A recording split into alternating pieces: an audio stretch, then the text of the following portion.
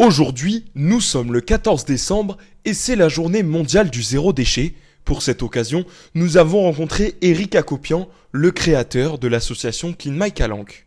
Clean My Calanque, à la base, c'était une bande de potes qui faisaient juste des randos dans les calanques pour ramasser. Et on faisait ça un peu sur nos temps libres, tu vois, c'était on va se faire le pique-nique, la rando qui va bien, et juste on prend une paire de gants et un sac et on ramasse. Et après, au fur et à mesure des années, on a créé une asso et maintenant c'est la même bande de potes, mais qui gère des gros ramassages à des centaines de personnes et à côté de ça, des sensibilisations dans les écoles, les établissements scolaires et aussi plein de projets pour qu'un jour on ait moins de déchets et voire plus de déchets à ramasser. Le but de Clean My Calanque, c'est ça, c'est ne plus ramasser de déchets. Les calanques, c'est sacré à Marseille, l'envie de faire quelque chose tout simplement. Tu ne peux pas te restreindre à faire avec soi-disant des gens impliqués ou des écolos parce que ça ne sert à rien, il faut que tous les citoyens le sachent, il faut que tous les citoyens en prennent conscience que c'est si tout le monde fait un peu qu'on arrivera à changer les choses. Et c'est pour ça qu'on est très présent sur les réseaux sociaux et qu'on essaie de dire, écoutez, vraiment, on ne change pas grand-chose de notre vie, on n'est pas des écolos, on n'est pas radical, on n'est pas extrême, juste chacun fait un peu. Si tu ne peux pas faire des ramassages, tu essaies de réduire ta consommation, tu essaies de faire au mieux, un peu à droite à gauche, etc. Il faut en parler autour de soi. Et c'est surtout ça, c'est qu'on voulait vraiment que tous les Marseillais soient au courant. Parce qu'on s'est rendu compte qu'il y avait un vrai retard sur d'autres villes et la France a un retard sur d'autres pays. Donc, mais ouais, on est mauvais élèves et en fait, pour t'en rendre compte, moi je m'en suis rendu compte, c'est quand j'allais dans les écoles et tout, et je demandais aux enfants qui avaient déjà vu par exemple des adultes qui jetaient par terre et tout. Tous les enfants ils levaient la main, tous ils disaient bah ouais moi j'ai vu ci, j'ai vu ça. En fait, on a montré un exemple vraiment pourri aux gosses et le but c'est un peu d'essayer de rattraper ça et de dire bon, on va essayer de vous filer une ville propre, mais ça se fait avec vous. Donc tu vois, les gosses c'est les futurs adultes, tu vois.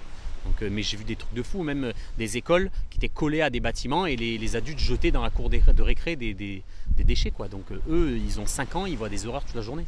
En fait, le but c'est ça, c'est pas arriver à vivre dans la forêt, tu sais, en marge de la société, juste tous ensemble, on fait tous un peu et on arrivera également à garder un peu, tu sais, nos petits conforts, notre technologie, mais c'est que si on dépasse un peu trop, là ça va faire de la merde et on va récolter ce qu'on sème, hein, c'est-à-dire des petites catastrophes qui vont nous arriver dans la gueule. En fait, les ramassages, c'est pas du tout la seule solution, c'est en amont déjà que ça se fait. Et en fait, il y a plein de bonnes idées et chacun fait là où il peut et il veut. C'est pas se restreindre et faire ça une semaine et péter un plan, c'est vraiment allez-y progressivement, faites au mieux, aidez-vous, entraidez-vous entre potes, tu vois, mais faites pas tout parfait parce que ça n'existe pas, l'écolo parfait n'existe pas. Il ne faut pas se dire ok, il y a Clean My Calanque qui s'occupe de tout. Non, il y a Clean My Calanque, mais en fait moi aussi j'ai mon rôle à jouer dans Clean My Calanque en prenant soin de ma ville, tu vois. Il ne faut pas se dire oh, c'est bon, ils sont là, ils vont tout nettoyer. Non.